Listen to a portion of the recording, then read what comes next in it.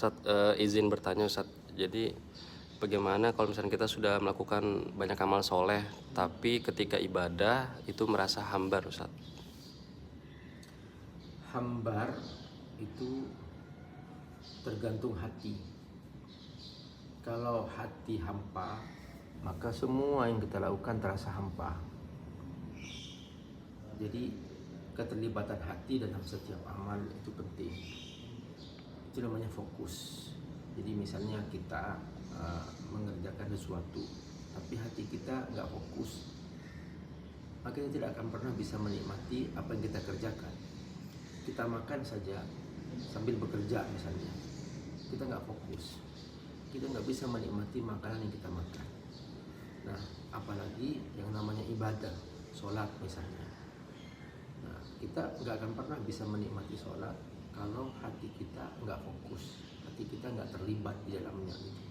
Termasuk juga kita membaca Quran, kita nggak akan pernah bisa menikmati bacaan Quran kita kalau kita nggak fokus. Nah, dalam istilah Al-Quran, fokus itu disebut dengan khusyuk. Karena itu Allah firman, wa innaha lakabiratun illa al khashi'in. Jadi sholat itu akan terasa berat, ya artinya nggak bermakna sholat itu bagi orang yang memang tidak khusyuk, maksudnya yang hatinya nggak terlibat.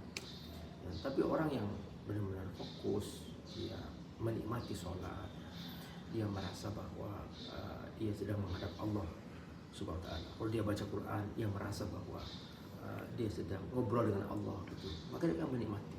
Disitulah akan terasa indah sebuah ibadah, sebuah amal soleh. Termasuk juga kita bersedekah misalnya. Hati kita terlibat bahwa kita merasakan bahwa aku bahagia ketika aku membantu orang lain.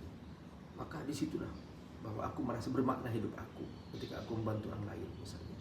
Maka itu hati terlibat. Di situ kamu akan terasa nikmat dengan ibadah dan amal soleh.